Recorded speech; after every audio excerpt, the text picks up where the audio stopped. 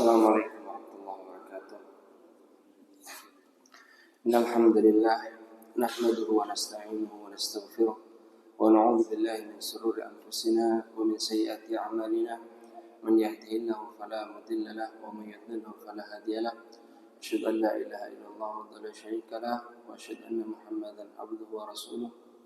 Ya ayyuhalladzina amanu taqullaha haqqa tuqatih wa la tamutunna illa wa antum muslimun. Amma ba'd, ma'asyiral muslimin, jamaah salat subuh Masjid Al-Azhar rahimani wa rahimakumullah. Segala puji bagi Allah Jalla fi'ala yang kami limpahkan rahmat, hidayah serta taufik darinya.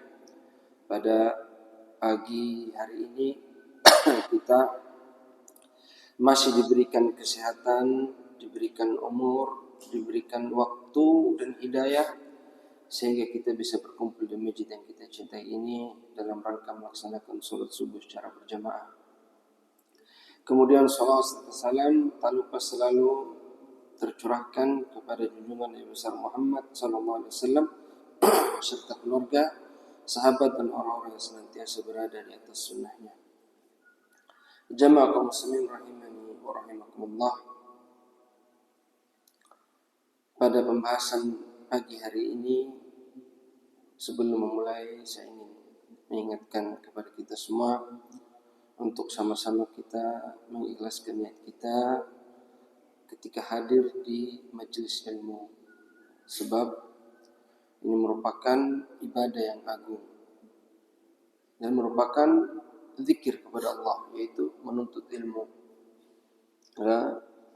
Perlu untuk mengikhlaskan niat ketika hadir di majelis ilmu dan meniatkan talabul ilmi supaya apa yang kita lakukan pada pagi hari ini bernilai pahala di sisi Allah Jalla fi'ala. Jamaah kaum muslimin, pada kesempatan yang mulia ini ada sebuah hadis dari Ibnu Mas'ud radhiyallahu anhu, sebuah hadis yang sering diulang-ulang oleh para ulama, sering dijadikan nasihat oleh para ulama, sebab begitu banyak masyarakat baik di negara kita maupun di negara lain yang terjebak di dalam dosa ini. Apa hadisnya? An Ibnu Mas'ud radhiyallahu anhu qala sami'tu Rasulullah sallallahu alaihi wasallam yaqul, dari Ibnu Mas'ud radhiyallahu anhu, Nabi SAW pernah bersabda, kata beliau, innar ruqa wat tamaima wat tiwala syirkun. Sesungguhnya, kata Rasul SAW, sesungguhnya ruqyah wat tamaima, kemudian jampi-jampi, wat tiwala atau pelet, syirkun, merupakan bentuk kesyirikan atau menyekutukan Allah Subhanahu wa taala. Hadis ini dikeluarkan oleh Imam Abu Dawud dan disahihkan oleh Imam At-Tirmidzi dan Syekh Albani rahimahullah. Yang pertama, kata Nabi alaihi salatu wasallam, innar ruqa, sesungguhnya ruqyah adalah kesyirikan. Apa itu ruqyah? Ruqyah merupakan sesuatu yang diketahui. Ar-ruqyah ma'lumah, sesuatu yang difahami oleh kaum muslimin, yaitu membacakan doa perlindungan atau menolak gangguan atau sekedar melindungi diri. Ruqyah. Ruqyah ini, kata Nabi SAW dalam hadis ini, adalah merupakan bentuk kesyirikan. Apa maksudnya? Maksudnya dijelaskan oleh hadis yang lain. Ketika seorang sahabat mendatangi Rasulullah SAW, beliau mengatakan, inna kunna nastarqi fil jahiliyah. Dahulu kami di zaman jahiliyah melakukan praktek-praktek ruqyah. Kaifa tara fi dzalik?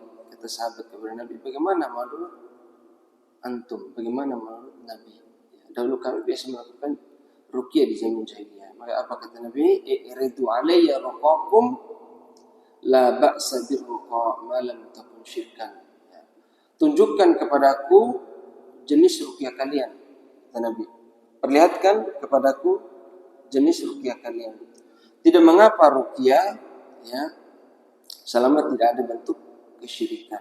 Maka hadis ini mubayyin dari hadis yang am tadi. Berarti ruqyah yang dimaksud syirik oleh Nabi adalah ruqyah ghairu syar'iyyah. Ruqyah yang tidak sesuai dengan syariat, tidak sesuai dengan ajaran Nabi, yang di dalamnya ada praktek-praktek kesyirikan, ya, meminta perlindungan kepada jin misalnya, ya, atau kepada penghuni-penghuni tertentu, ya, pantai selatan misalnya, atau kalimat-kalimat yang tidak jelas, yutamtim kata ulama, ya, atau bahasa kita komat kamit tapi tidak jelas maknanya. Ya, kata ulama diantaranya kalimat sim-sim atau dum-dum dan lainnya. Ya, itu kalau bahasa Arabnya. Atau kalau bahasa Indonesianya biasanya komat kamitnya lain lagi. Ya. Atau kalau saya pernah lihat orang Bima punya itu, ya, apa namanya, kiri main nomor ari, yang orang Bima paham, ya. Itu jenis-jenis ruqyah ghairu syar'iyyah, dia minta perlindungan kepada selain Allah, ini bentuk kesyirikan. Nah, apabila kita melihat tentang ruqyah, sejatinya ruqyah ini merupakan penyembuhan yang diajarkan oleh Nabi, ya, penyembuhan yang diajarkan oleh Nabi. Di antaranya yaitu ruqyah yang dilakukan oleh Rasul, oleh malaikat Jibril kepada Nabi alaihissalam. Ketika Nabi sakit, ya, maka malaikat Jibril turun melihat Nabi dalam keadaan sakit. Lalu beliau meruqyah Nabi SAW. Apa ruqyahnya? Ruqyahnya nanti bisa dihafalkan. Kata malaikat Jibril kepada Nabi, ya, Bismillahirrahmanirrahim. Min kulli syai'in yu'dhika min syarri kulli nafsin aw 'ainin hasidin Allahu yashfika. Ini ruqyah yang diajarkan oleh malaikat Jibril kepada kita semua. Ya, yang meruqyah malaikat Jibril, yang diruqyah adalah Nabi alaihi wasallam. Bisa dihafalkan. Pendek saja, Bismillahirrahmanirrahim. Min kulli syai'in yu'dhika min syarri kulli nafsin aw 'ainin hasidin Allahu yashfika. Itu kalau ada orang sakit, untuk ruqyah dengan ruqyahnya malaikat Jibril. Ya. Ada juga, ya, untuk orang sakit, misalnya ada orang sakit, kita jenguk orang sakit, maka ada bacaan-bacaan ruqyahnya. Ya. Allahumma rabbanas adhibil bas ishfi anta syafi la shifa illa shifauka shifaan la yughadiru saqama. Misalnya ruqyah yang diajarkan oleh Nabi alaihissalam untuk menghilangkan penyakit misalnya. Ya. Nabi alaihissalam juga pernah, ya, meruqyah kedua cucunya, yaitu Hasan dan Husain. Ya, antum bisa praktekkan di rumah. Antum lihat anak antum sakit atau nakal misalnya, atau enggak mau makan misalnya, ya, bisa digunakan ruqyah yang dilakukan oleh Nabi kepada Hasan dan Husain. Ya. U'idhukuma bikalimatillahi tammah min kulli syaitanin wa hammah wa min kulli ainin lamah. Ini ruqyah yang dilakukan oleh Nabi kepada Hasan dan Husain. Dan tuh kalau lihat ada anak-anak kecil atau orang sakit, ya, aku memperlindungkan kalian, bahasanya u'idzuka. Ya, kalau satu orang u'idzuka, kalau perempuan u'idzuki, kalau banyak orang u'idzukum. Ya, karena Hasan dan Husain, makanya Nabi menggunakan dhamir mutsanna, u'idzukuma, ya, u'idzukuma bikalimatillahi ta'ala. Aku memperlindungkan kalian berdua, Nabi, ya, dengan bikalimatillahi ta'ala, dengan kalimat-kalimat Allah yang sempurna. Ya, dari apa? min kulli syaitanin, dari seluruh syaitan. Nah ini bagus kok, ruqyahnya. Jadi antum kalau misalnya tiba-tiba ada orang kemasukan jin, ya, antum bingung, antum ingat saja doa ini. Ya, ruqyah itu tidak susah sebenarnya. Tinggal ya datang kepada orang tersebut, kalau laki-laki bisa dipegang, ya, dipegang anggota badannya, terus doa, ya, bisa doa tersebut. Atau ambil air, ya, bacakan ruqyah tadi, ditiup, kasih minum, bisa. Atau ada juga praktek Nabi, ya, di taful, dengan diludah sedikit, ya, gitu, boleh dikasih minum. Orang yang sakit atau orang yang kemasukan jin, ya. Min kulli syaitanin, dari seluruh syaitan, ya, wahamah, dan hewan berbisa atau penyakit-penyakit, ya. Wa min kulli ainin lamah, atau penyakit ain. Bagus sekali, ya. Makanya orang kalau meruqyah itu kadang-kadang dia tidak tahu apakah orang ini kemasukan jin atau kena ain atau disihir atau kena racun misalnya. Nah, salah satu ruqyah yang bagus untuk diawali ruqyah ini. Kenapa? Karena tiga-tiganya masuk. Ya, nanti bisa kena semua.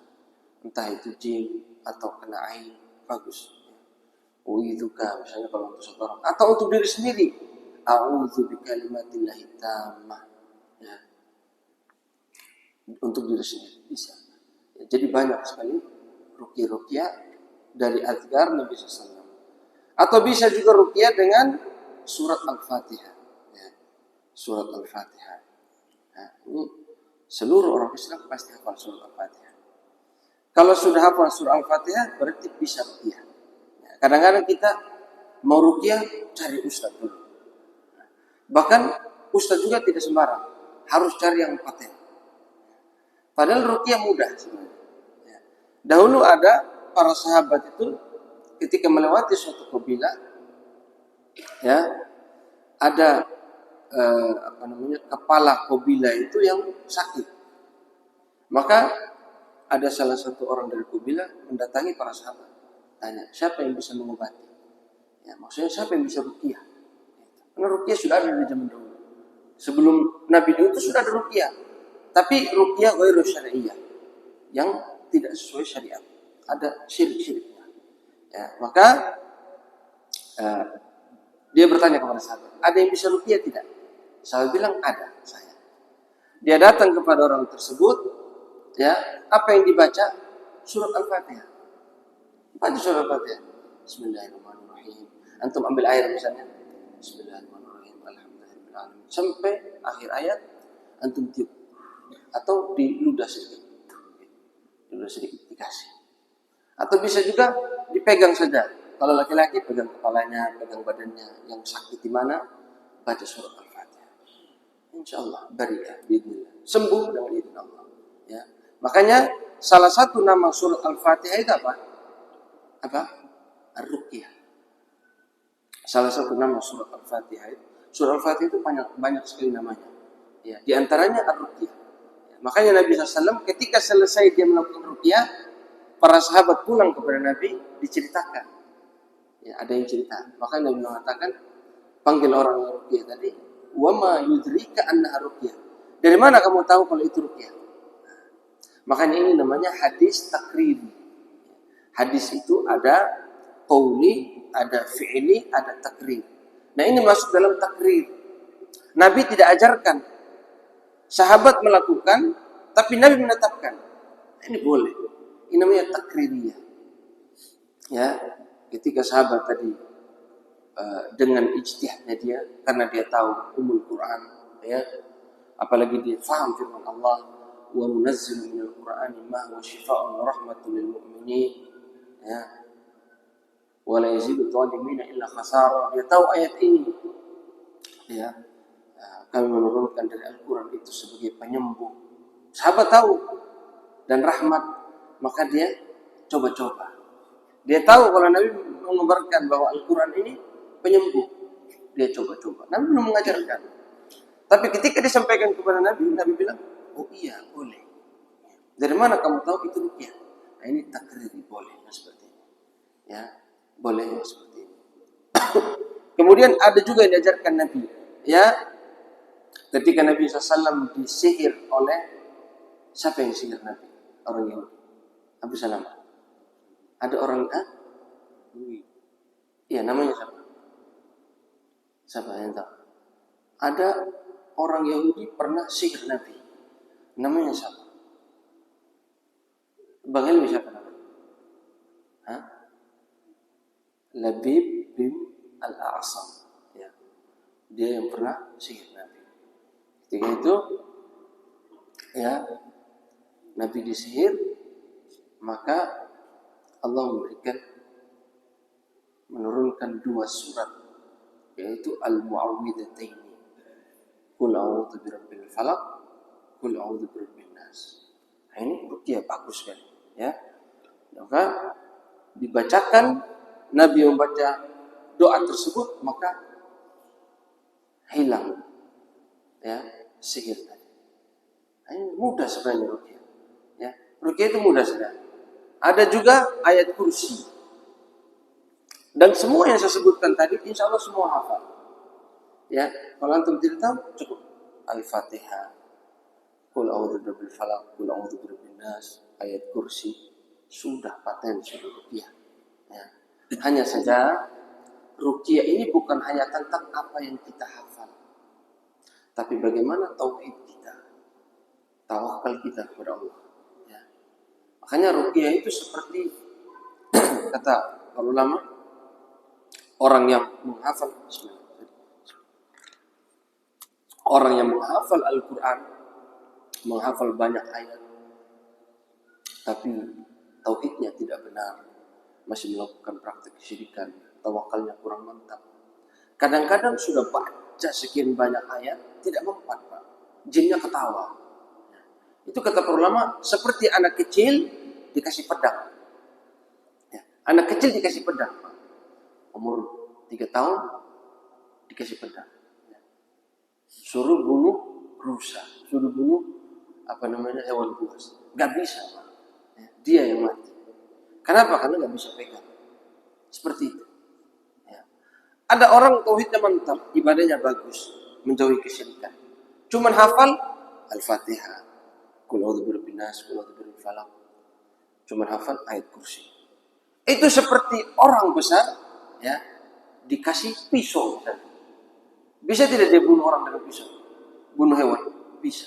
Walaupun yang tadi punya pedang, yang satu cuma pisau. Tapi karena yang pegang orang bisa menggunakan, mantap, gampang dibunuh. Ruqyah itu gampang. Ya. Makanya kalau anak sakit, jangan buru-buru. Nah, badan sakit, pegang saja. Baca surat Al-Fatihah. Tiup. Insya Allah. Bari abidillah. Yang penting, yakin. Ya. Syarat-syarat ruqyah kata para ulama, yang pertama itu harus berasalkan dari Al-Quran dan Sunnah. Ya, ayat-ayat Al-Quran. Bisa juga surat Al-Jin misalnya. Ya, surat Al-Jin. Siapa yang hafal surat Al-Jin? Kalau bisa Syafiq hafal, yang lain insya Allah hafal semua. Nah, itu penting. Ya, khususnya ruqyah berkaitan dengan orang yang kemasukan jin. Bagus untuk baca. Ya, surat Al-Jin. Dan masih banyak. Ada juga 2 ayat terakhir dari surat Al-Baqarah, ya, yang biasa imam kita baca. Banyak. Pada umumnya seluruh ayat Al-Quran bisa digunakan untuk ruqyah. Ya. Wa nunazzilu minal Qur'ani ma huwa shifaa. Ya. Penyembuh, baik itu penyakit batin maupun penyakit lahir. Ya, hissi atau ma'nawi. Itu Al-Quran. Ya. Nanti coba antum praktekkan sekali-sekali. Antum lagi sakit, tidak usah dulu minum obat. Coba praktekkan baca surah Al-Fatihah atau doa-doa tadi. Coba saja. Antum mau membuktikan dengan penuh keyakinan. Insya Allah antum akan lihat efeknya. Ya, antum akan lihat efeknya. Nah, ini tentang ruqyah. Ruqyah kata para ulama syaratnya harus dari Al-Quran dan Sunnah. Berbahasa Arab. Ya. Tidak mengandung kesyirikan. Maknanya jelas. Ya.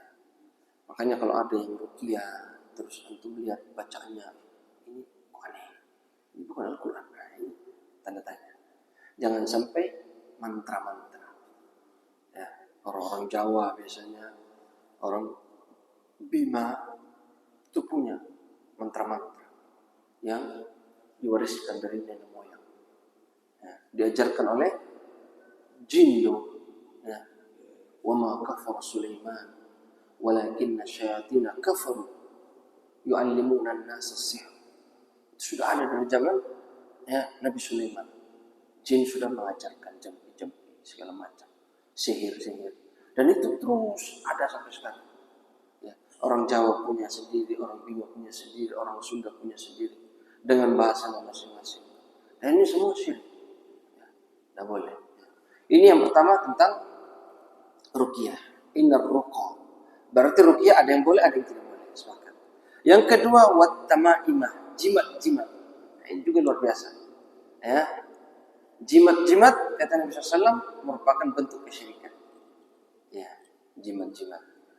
Jimat-jimat kalau ditanya apa? Banyak sekali. Jimat banyak sekali. Ya. Tamimah itu banyak sekali. Ya, ada yang namanya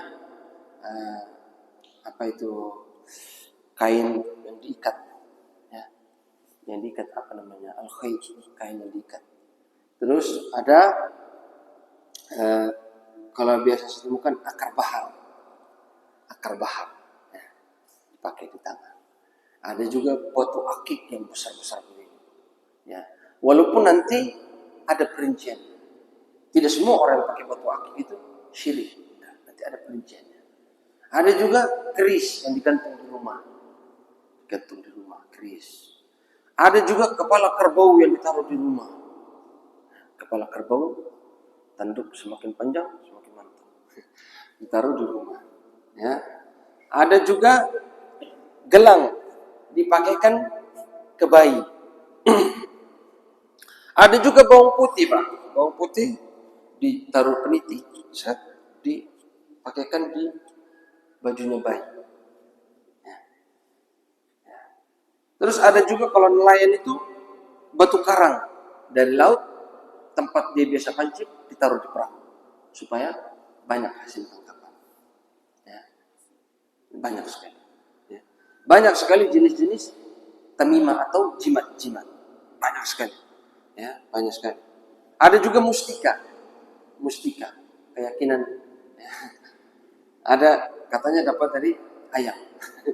Macam-macam mustika. Ya, ada merah delima. Nah, ini semua jenis-jenis tamimah. Jimat-jimat yang dilarang. Wat tamaima syirkun kata Nabi. Dan jimat-jimat adalah bentuk kesyirikan. Makanya kata Nabi SAW, man 'allaqa tamimatan fala atammallahu lahu. Barang siapa yang menggantungkan jimat, Allah tidak akan sempurnakan urusannya. Ya. Apa maksudnya? Apa yang diharapkan dengan jimat tersebut tidak akan datang. Ya. Tidak akan bermanfaat bagi dia. Dia pakai jimat supaya terhindar dari mara bahaya. Justru Allah tidak mau melindungi dia. Tidak mau melindungi orang tersebut. Ya, dalam hadis lain dikatakan man ta'allaqa tamimatan wukila ilaih. Barang siapa yang pakai tamimah, maka urusannya diserahkan kepada jimat tersebut. Yang harusnya Allah yang melindungi, Allah tidak mau. Siapa suruh kamu pakai jimat? Kamu pakai jimat, sudah minta tolong sama jimat. Saya tidak mau tahu. Itu konsekuensinya kata Nabi. Wukila ilaih. Urusannya diberikan kepada jimat tersebut. Ya. Orang pakai bawang putih. Ya. Bawang putih supaya apa? Supaya jin tidak bisa dekat kepada bayi. Ya. Harusnya Allah yang melindungi, tapi karena pakai jimat tadi, Allah bilang sudah. Biar bawang putih melindungi. Saya tidak mau lindungi. Padahal bawang putih, Pak, bukan menjauhkan jin, tapi panggil jin. Bawang putih ini bukan menjauhkan jin, tapi panggil jin. Yang dijauhkan siapa? Malaikat. Makanya kata dalam bab fikih itu ada satu bab, ya, makruh, ya. Bahkan sebagian mengharamkan, mazhab Zahiri mengharamkan. Orang itu kalau bau bawang, Pak, habis makan bawang, itu makruh datang sholat di masjid. Kata Nabi SAW, man akala thauman, barang siapa yang makan bawang putih, au basal, bawang merah, fala yaqrabanna musallana, jangan dia dekat-dekat ke masjid kami. Ya, bahasa ringkasnya, siapa yang makan bawang putih, jangan sholat di Al-Azhar. Kayak begitu. Sebagian ulama memakruhkan, sebagian mengharamkan. Ya, meskipun yang mengharamkan sedikit. Dan yang terakhir madzhab zahiri. Ya, tidak boleh datang. Apa ilahnya? Ya, kata Nabi SAW, innal malaika, sesungguhnya malaikat itu tata'adza mimma yata'adza minhu banu Adam. Malaikat itu merasa terganggu dengan apa-apa yang manusia merasa terganggu. Antum coba sholat di sebelah orang yang bau mulut, habis makan bau bawang. Apalagi dia itu kalau baca keluar tuh hawa. Subhanallah. Antum mau rasa-rasa mau pindah tempat. Ya? Rasa-rasa mau pindah tempat. Mau pindah sholat. Saking bau mulutnya bau bawang. Kalau orang saja terganggu, apalagi malaikat. Bagaimana bayi antum taruh bawang putih? Malaikat tidak mau dekat sama bayinya. Kenapa? Bau bawang putih. Makanya keliru. Ini pemahaman yang keliru sebenarnya di masyarakat. Harus diluruskan. Ya. Harus diluruskan. Ya. Kiasnya apa? Pakai parfum. Nah, ini namanya mafhum mukhalafah. Kalau orang suka parfum, tidak suka bawang, malaikat pun demikian. Suka yang wangi, yang bersih. Tidak suka yang bau, yang kotor. Kan begitu. Begitu, Pak. Ya. Terus ada juga gelang-gelang step. Dipakaikan ke bayi. Supaya jin tidak masuk. Hati-hati, ini tamimah. Ya. Ini tamimah. Jimat. Tak boleh. Ya. Akar bahar tadi. Apapun. Ya. Bahkan kata para ulama, sebagian ulama ya tegas dalam masalah ini. Meskipun Al-Quran tidak boleh. Ya. Ada orang melipat surat Al-Fatihah sampai kecil, dibikin kalung, dipakaikan ke anaknya. Atau surat ayat kursi misalnya, atau surat Al-Baqarah. Ya. Atau bahkan Al-Quran. Dan sekarang ada Al-Quran kecil itu. Quran yang kecil gini, saya kemarin ketemu di Mengaku ada. Kecil segini. Saya coba-coba baca, benar di sini. Khawatirnya ada orang-orang yang menjadikan tamimah juga. Dijadikan kalung, dipakaikan ke anaknya. Meskipun sebagian ulama membolehkan. Ya. Madhab Maliki membolehkan. Tapi yang rajih menurut jumhur ulama, tidak boleh juga. Ya, berdasarkan ya riwayat dari Umar bin Khattab. Ya. Bahkan ulama mengatakan, ya, innal Qur'ana la yu'allaqu syai'un minha. Al-Quran ini itu tidak boleh digantung sesuatu darinya, tidak boleh dijadikan tamimah. Ya. Antum kalau gantung Al-Quran di mobil dengan keyakinan kalau gantung Al-Quran nanti mobilnya selamat, jauh dari bahaya, hati-hati. Antum bisa terjerumus ke dalam tamimah. Ya. Al-Quran itu diturunkan untuk dibaca, ya, bukan gantung dibaca. Sebelum naik mobil, dia baca doa. Bismillahirrahmanirrahim. La haula wala quwwata illa billah. Subhanalladzi sakharana hadza wa ma kunna lahu muqrinin. Ya. Subhanalladzi sakharana hadza wa ma kunna lahu muqrinin wa inna ila rabbina lamunqalibun. Baca. Dan doa-doa yang lain, doa-doa safar. Ya. Bukan Al-Quran digantung dengan harapan selamat. Itu tamimah. Ya, tak boleh. Pendapat yang rajih tak boleh. Apa alasannya? Ya Ustaz, kok tak boleh? Padahal Al-Quran, kata para ulama yang tidak membolehkan, ada 3 alasannya. Yang pertama, ya, tidak ada dalil yang memperinci seperti hadis ruqyah. Kalau tadi katakan Nabi SAW, innar ruqa, sesungguhnya ruqyah, wat tamaimah, dan jimat-jimat, ya, wati wala syirkun, dan pelet syirik. Ketiga ini kata Nabi syirik. Tapi ruqyah ini datang pengkhususan muqayyad. Hadis muqayyadnya datang. Kata Nabi SAW, la ba'sa bil ruqa ma lam takun syirkan. Tidak apa-apa ruqyah selama tidak ada kesyirikan. Sementara hadis yang mengikat atau mengkhususkan tamimah boleh, tidak ada. Ya. Tidak ada Nabi bilang la ba'sa bil tamimah ma lam takun syirkan, tidak ada. Ya. Ya. Atau ij'alul Qur'ana tamaim. Jadikan Al-Quran sebagai tamimah, jimat-jimat. Tidak ada, Pak. Ya. Ini sebagai dalil. Tidak ada dalil yang memerintahkan Al-Quran dijadikan tamimah. Ini yang pertama. Yang kedua kata ulama, ya, saddu dzari'ah. Menutup celah-celah agar orang-orang tidak bermudah-mudahan menjadikan jimat. Orang kalau sudah meyakini Al-Quran jimat, Pak, buat apa saya baca? Sudah, pokoknya pakai Al-Quran kalung, taruh di mana-mana, dia merasa terlindungi. Akhirnya Al-Quran tadi yang dijadikan untuk dibaca sebagai perlindungan, sebagai zikir, dilupakan sama dia.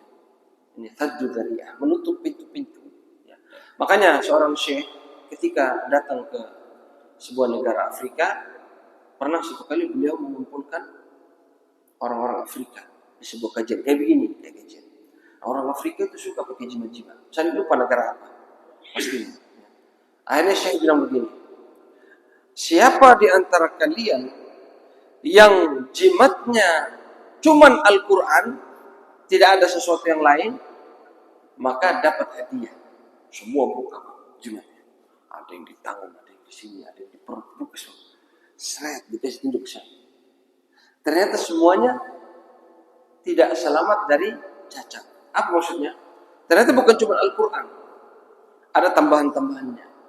Ya. Ada yang ditambah huruf-huruf tertentu seperti huruf waw, mim. Ada Al-Fatihah di balik urutannya. Ya. Ghairil maghdubi alaihim. Susah juga kalau baca Al-Fatihah terbalik. Ya. Maliki yaumiddin, Ar-Rahmanir Rahim, dibalik, Pak. Dibalik, terus dilipat, dipakai jimat. Ya. Ada nanti ayat Al-Quran terus ditambah dengan bahasa-bahasa Afrika. Yang intinya, kalau pintu ini dibuka, maka kasusnya sama terjadi seperti orang-orang Afrika tadi. Akhirnya orang bermudah-mudahan pakai jimat. Ya. Makanya ditutup pintunya Al-Quran. Yang ketiga, makhafatan min wuqu'i fil fitnah. Dikhawatirkan akan terjadi fitnah. Apa maksudnya fitnah di sini? Kalau kita pakaikan anak-anak kecil tamimah, jimat, ya namanya anak kecil, Pak, masuk toilet, masuk ini, tidak mungkin dia lepas.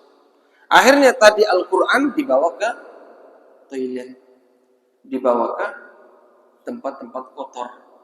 Ya. Intinya Al-Quran tadi ya masuk ke dalam tempat-tempat yang tidak suci, tidak terjaga, maka ditutup itu. Ini 3 alasan. Nabi SAW mengatakan, man ta'allaqa tamimatan faqad asyraka. Barang siapa yang menggantungkan jimat, maka dia melakukan kesyirikan. Hati-hati, Pak. Yang punya keris di rumah dengan keyakinan keris ini melindungi dan sebagainya, dicabut, Pak. Sudah, simpan sudah. Ya. Tidak apa-apa antum gantung, tidak dilarang. Tidak usah, tidak boleh gantung keris. Gantung pedang keris, tidak apa-apa. Antum lingkar rumah antum dengan keris, tidak apa-apa. Asalkan satu, jangan ada keyakinan bahwa itu tamimah. Kalau hanya sekedar ornamen menghiasi rumah, tidak masalah, Pak. Pedang digantung, dibikin silang, biar keren rumahnya, tidak masalah. Keris digantung. Tapi yang jadi masalah keyakinan tadi, bahwa keris ini ada padamnya, bisa melindungi rumah. Ya, Nabi SAW mengatakan, man 'allaqa innal malaikata la tadkhulu baitan fihi tama'in wala tamathil. Kata Nabi SAW, malaikat itu tidak masuk ke dalam rumah yang di rumah tersebut ada jimat-jimat, ada patung-patung, gambar-gambar. Hati-hati juga, Pak. Saya melalui kesempatan mulai ini, saya menasihati diri pribadi dan semua, hati-hati yang gantung-gantung foto. Hati-hati juga, Pak.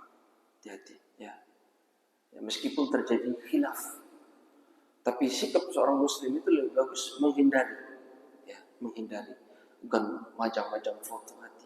Karena kata para ulama, ya, di dalam hadis yang lain, innal malaika la tadkhulu baitan fihi suwar. Di dalam hadis ini dikatakan al-jarus. Ya, malaikat tidak masuk di dalam rumah yang ada foto-foto, gambar-gambar, atau ada lonceng. Hati-hati. Atau ada anjing. Bagian riwayat lain dikatakan anjing, tidak mau masuk. Yang agama Islam tapi masih pelihara anjing, anjingnya masuk keluar rumah, hati-hati, Pak. Ya. Selain malaikat tidak masuk, berkurang setiap hari qiraat, pahalanya kurang 1 qiraat. 1 qiraat itu seperti Jabal Uhud. Antum pahala belum tentu besar seperti Uhud. Tiap hari hilang seperti gunung Uhud, luar biasa. Hati-hati, Pak. Yang masih pelihara anjing sudah lepas anjingnya, Pak. Lepas anjingnya. Ya, jangan sampai ya kita menjadi orang-orang yang merugi. Ya. Sekarang tidak perlu anjing, Pak. Ada CCTV. Ya, anjing juga banyak mengganggu tetangga. Orang mau lewat diganggu, ya, diganggu dan sebagainya. Ya. Intinya yang masih majang-majang foto, ya, foto siapapun Pak, banyak maaf, mau foto Habib, foto Kiai, foto guru sekumpul, siapapun Pak, sebaiknya diturunkan supaya malaikat masuk, supaya malaikat masuk. Baca Quran di rumah, zikir yang banyak, sholat sunnah. Itu yang bagus, bukan gantung-gantung foto. Supaya apa? Rumahnya aman. Pajang foto Habib Umar, guru sekumpul. Supaya rumah aman. Dari mana Pak? Dari mana? Tidak ada. Ya. Rumah itu kalau mau aman bacakan Al-Quran. Supaya malaikat tidak masuk. Apa? Jin tidak masuk, syaitan tidak masuk. Itu. Ya. Itu baru bagus. Ya. Yang ketiga kata Nabi SAW, wattiwala. Pelet merupakan bentuk kesyirikan. Pelet ini ya, antum bisa perhatikan ya orang-orang di mana begitu ya. Biasanya namanya ada semar mesem. Orang Jawa, Pak Abu Salam pernah dengar ya? Pelet semar mesem. Ya, itu dibikin lagu sama orang. Itu pelet, hati-hati. Saya juga baru tahu. Ya. Memang sekarang itu yang aneh-aneh yang laris. Antum kalau lihat biasanya ya, kalau kita lihat di YouTube ada ustaz-ustaz yang membahas, terkadang ada lagu-lagu yang viral, ternyata di dalamnya ada mantra-mantra, Pak. Ada kesyirikan. Coba antum coba ya. Ini bukan saya suruh antum dengar lagu, bukan. Ya, antum hilangkan saja musiknya, nanti liriknya saja. Antum lihat. Rata-rata lagu-lagu yang terkenal, yang sampai miliaran, itu di dalamnya ada mantra-mantra. Mau lagu lokal atau lagu dari luar, biasanya ada. Kayak semar mesem, jaran goyang, itu pernah ada kan? Itu peletnya orang Jawa, Pak. Jaran goyang, semar mesem, ya, bulu perindu dan sebagainya. Itu pelet-pelet. Tujuannya apa? Supaya suami istri mantap saling mencintai, ya, atau memisahkan suami istri. Ini sudah ada dari zaman dahulu. Ya. Wa ma kafara Sulaiman walakinna asyayatin kafaru yu'allimuna an-nasa as-sihra. Ya. Malaikat Nabi Sulaiman itu tidak kafir. Yang kafir itu syaitan yang mengajarkan sihir. Ya. Makanya kata Ibnu Mas'ud, at-tiwalatu minasy-syirk. Ya. Tiwala itu minasy-sihir. At-tiwala merupakan bentuk sihir. Ya, sihir. Wa annahu kana rijalun minal insi ya'udzuuna birijalin minal jinni fazaduhum rahaqa. Dalam surah Al-Jin ayat yang ke-6 Allah mengatakan, dahulu ada orang-orang yang mereka meminta perlindungan, ya, ya'udzuuna, ya, isti'adzah, meminta perlindungan kepada jin. Apa yang terjadi? Fazaduhum rahaqa. Jin itu justru menambah kepada mereka rasa khawatir, rasa menambah kepada mereka kesesatan, dosa. Kenapa? Ya, dibikin kita itu tawakal kepada jin, kepada syaitan. Ya. Makanya Nabi SAW ketika melihat ada orang pakai jimat, apa kata Nabi SAW? Inziha, buka, cabut. Fa innahu la yaziduka illa wahnan. Jimat itu tidak menambah kepadamu kecuali rasa takut, rasa khawatir. Tawakalnya bukan lagi kepada Allah, tapi kepada jimat. Hati-hati. Ya, makanya 3 ini bentuk kesyirikan. Ya, yaitu apa yang pertama? Yang pertama apa? Apa? Ruqyah yang apa yang syirik? Ghairu syar'iyyah. Ruqyah yang tidak sesuai dengan Al-Quran dan Sunnah. Apalagi yang kedua yang merupakan syirik? Maksudnya apa? Jimat. Yang ketiga apa maksudnya? Yang ketiga? Hah? Pelet, bukan pelet buat makan makan ikan ya. Pelet apa bahasa bahasa Indonesianya? Ya pelet. Ya, pelet supaya suami istri bisa, suami istri tambah saling mencintai. Nah, ini semua bentuk kesyirikan. Bahkan syirik-syirik sekarang ini kalau untuk lihat sudah sampai hal-hal yang tidak penting. Lomba pancing Pak, pakai sihir Pak. Itu ada di YouTube, coba untuk lihat. Ya, lomba pancing yang hadiahnya, judinya sampai 150 juta. Itu pakai pelet semua, pakai sihir. Ada yang pergi dukun bawa apel jin. Anda pernah dengar apel jin? Saya dulu di Banten pernah. Kebetulan lihat-lihat toko-toko yang jual apa namanya barang-barang yang berhubungan dengan gaib. Itu ada yang namanya apel jin. Apelnya itu terbuat dari kayak plat kuningan, bentuknya apel, tapi tidak tahu dalamnya apa. Nah itu mahal harganya. Nah itu dikasih jin. Kalau antum mau minta tolong sama jin, atau nanti dukun yang suruh bawa, belikan apel jin, belikan parfum ini. Dan luar biasa ya. Ini saya lihat langsung Pak. Ini keluarga saya. Dulu tahun 2011 waktu saya ke Banten, ada keluarga saya jual parfum. Saya waktu itu temani dia jual parfum. Ada orang Banten beli parfum Pak. Parfum yang biasanya 1 mili itu dijual 3.000 per mili, 3.000 2,5. Dijual sama dia dengan harga 300.000. Dibeli sama orang Banten tadi Pak. Saya bilang orang goblok ini. Mau dibodoh-bodohin 3 mili belinya. Botolnya kecil gini. Dibeli. Terus habis itu saya tanya, kok mau dia beli itu? Itu kan biasanya 3.000 2,5. Ya itu buat orang pelet katanya. Dan mereka punya keyakinan kalau beli sesuatu yang berkaitan dengan pelet nggak boleh nawar. Dan itu dimanfaatkan oleh penjual. Iya, dikasih mahal oleh penjual. Makanya orang kalau jual parfum di Banten Pak, cepat kaya Pak. Ya, cuman hati-hati. Hati-hati ada kesyirikan. Dosa sih. Ya. Cepat kaya orang jual parfum. Modalnya 1.000, jadinya 300.000. Itu banyak. Ya. Intinya, ya, ketiga ini merupakan bentuk kesyirikan. Jangan sampai kita terjerumus. Ya.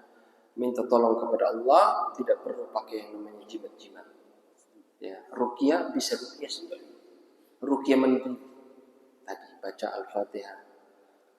Qul a'udzu birabbil falaq, qul a'udzu birabbin nas, ayat kursi. Tadi zikir-zikir yang Rasul ajarkan. Gampang Pak, ruqyah itu gampang.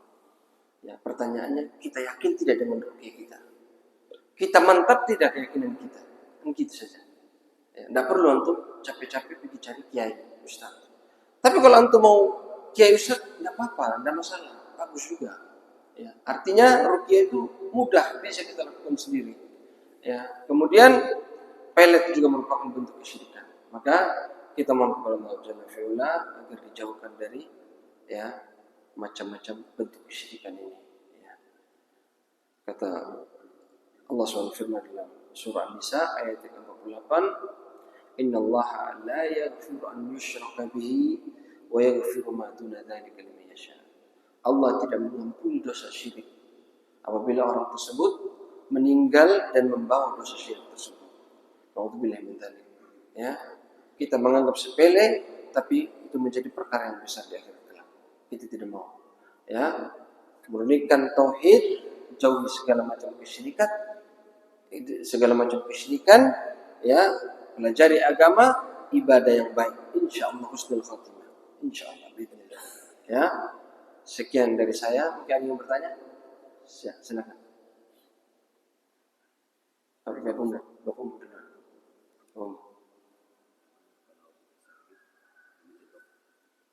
Bagaimana kalau sakit pergi dokter? Ya, tidak apa-apa. Ya, kata Nabi SAW, tadawu ya ibadallah, berobatlah wahai hamba Allah. Tidak apa-apa. Ya, itu namanya mujarrab. Ya. Makanya berobat itu, ya, kapan dia boleh? Yang pertama ada nasnya. Ada nasnya. Ya, contohnya kata Nabi SAW, habbatus sauda shifaa'un likulli da'. Ya. Illa sam atau illa al-maut. Habbatus sauda itu obat untuk seluruh penyakit kecuali kematian, kata Nabi. Berarti ada nasnya. Ya. Maka boleh kita berobat dengan habbatus sauda. Tidak perlu untuk pergi cari dokter. Dok, ini kandungan habbatus sauda gimana? Harus cari tahu kalau memang dia menyembuhkan, baru tidak perlu. Karena sudah ada nasnya. Sudah ada Nabi yang mengabarkan. Yang kedua mujarrab, berdasarkan tajribah. Ya. Di antara yang ada nasnya itu asal, ya, yaitu madu. Ada hadisnya, bagus. Ya, itu dijadikan obat. Ya. Yang kedua mujarrab, berdasarkan penelitian. Contohnya obat tadi. Obat berdasarkan penelitian tidak? Penelitian. Orang sakit kepala minum Paramex, insya Allah sembuh. Maka boleh, tidak apa-apa minum obat.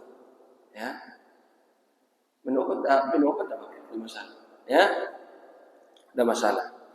Ya, tapi alangkah lebih bagus lagi antum ruqyah dulu, baca ruqyah dulu. Ya, kalau memang antum lihat tidak ada efeknya, ya sudah minum obat, tidak apa-apa. Ya, minum obat, tidak masalah. Intinya berobat tidak apa-apa, boleh. Ya, tidak ada masalah berobat. Bapak paham ya? Pasal ini.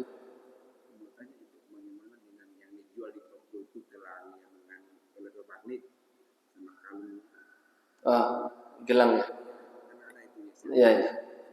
Apa dulu namanya itu? Waktu saya SMP apa SMA? Bukan. Balance itu apa? Pokoknya ada balance. Apa itu? Lupa saya. Power balance ya, nggak salah ya. Gelang itu yang ada bulatnya lagi. Nah ini kembali tadi Pak. Nasnya nggak ada. Tinggal tajribah. Berdasarkan penelitian betul tidak? Kan begitu. Dilihat penelitian. Oh ternyata gelang ini mengandung misalnya elektromagnetik, memperlancar darah dan sebagainya, malah memperlancar darah ke jantung misalnya. Dibuktikan secara penelitian, maka boleh, tidak apa-apa. Dia tidak termasuk kelima. Kalung, misalnya. Ada kalung, orang kena penyakit jantung, ada penyakit ini. Terus dokternya kasih, oh ini ada bahan bagus.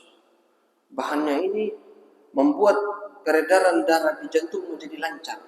Kebetulan magnetnya itu nempelnya di sini Pak, di paru-paru dekat jantung. Intinya dijelaskan secara medis bisa. Dan diakui oleh para peneliti bahwa betul benda ini bermanfaat ini dan itu. Maka tidak apa-apa. Boleh. Dan ini tidak termasuk tamimah. Tapi ada orang beli gelang di toko, gelang karet dipakai. Ya.